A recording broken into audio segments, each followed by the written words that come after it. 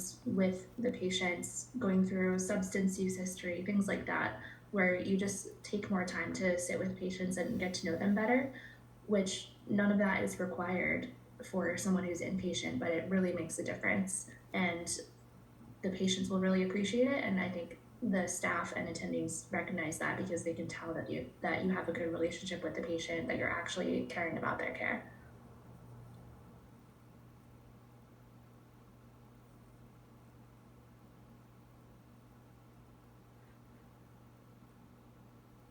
Okay, we have a question from Nathan. Aside from UpToDate, what resources did you all use to read, learn, and demonstrate that desire to learn more and follow up with that? I am going to copy and paste something in the chat that I kind of compiled. I was going to wait until the end because I know you guys are going to like open it up and then be distracted the whole rest of the session. So like try not to do that. But it's basically something that I compiled over the course of third year, websites, articles, study guides, books that I read, different assessments and forms that were sent to me over the course of some of my aways. So again, don't feel like you need to know everything in this list. Like these are things that some of them I haven't even looked at, I've just heard about. So it's just a guide, but I'm gonna try to do this. I'm like the least tech savvy 20-something-year-old. So let me know if you can't see it when I paste it.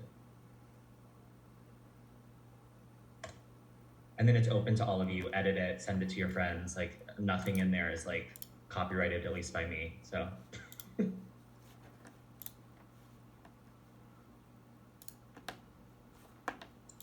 And then one thing that I found really helpful was so each subspecialty has its own organization or group.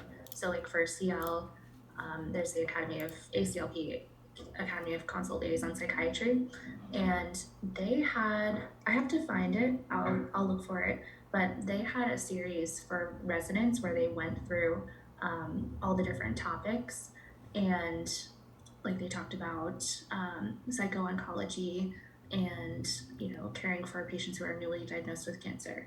They talked about managing psych medications when someone has renal failure or liver failure. So like a lot of more specific topics that you could do kind of a deep dive on.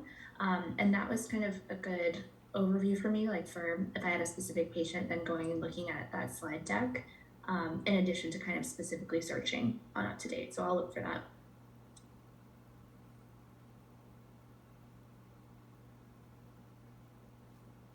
So for me personally, I really refer to three books mainly.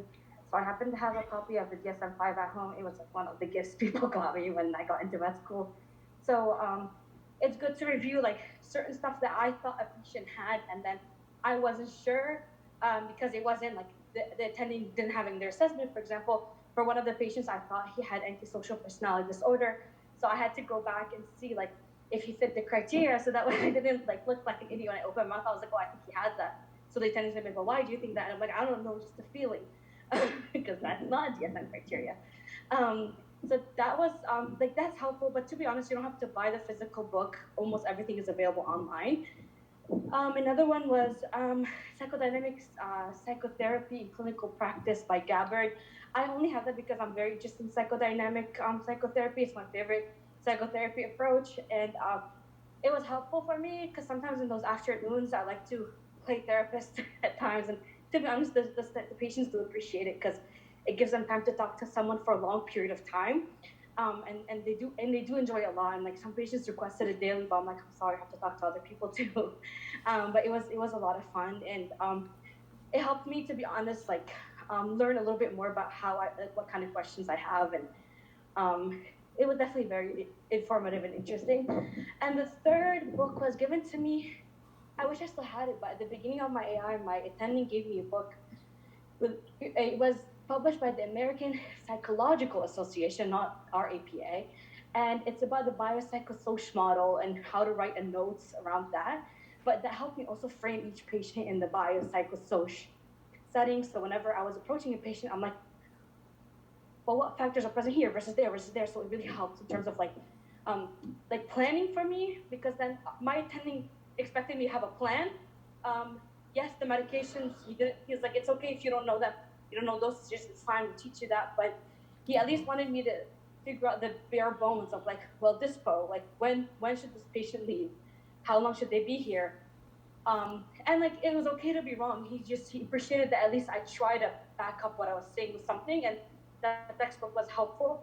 So I'll try to find it. Sunday, I just read it like the first week and give it back to him. So I'll try to find it online. It was very helpful because it helped me like also appreciate the importance of social workers and friends on area.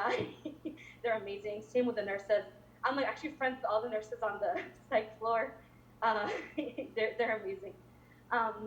But yeah, I would say those are the three. But to be honest, like in all honesty, sorry, I know this is traffic.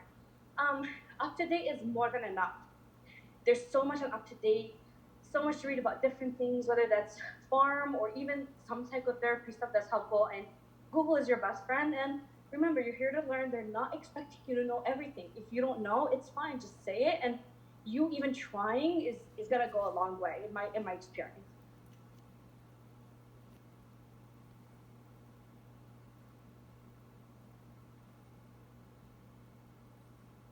That just reminded me of something really quick too. If something happens on the rotation or you're asked a question you don't know, please say I don't know. Like don't make something up or like pretend like you know because you will be asked about it. And then when you're like sweating and trying to think about like the answer, the psychiatrist is looking at you and they know exactly what's going on. So it's just say I don't know.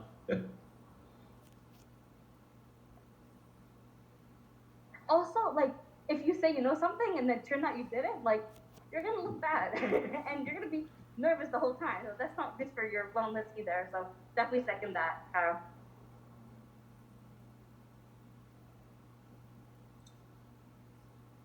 Okay, so let's see. So I put the CL Psychiatry resident curriculum there. It's really helpful if you're on consults, just because that's specifically for trying to train residents if they don't have like a robust CL service. So that's helpful just for some specific topics. So let's see. Francis has a question. Does it make much of a difference if an elective or an away is specifically named as a sub-I? Also, some OAs say that while weekends and call aren't required, it says they leave it up to the student. How did you navigate this question if it came up? Guessing you should say yes if you're treating it as a sub-I, but just curious how to manage this. So I think it depends on the different program. Typically, a sub-I is going to be ward based. So like you're running a floor. It's more like when you're acting as an intern, and it's a lot more about being able to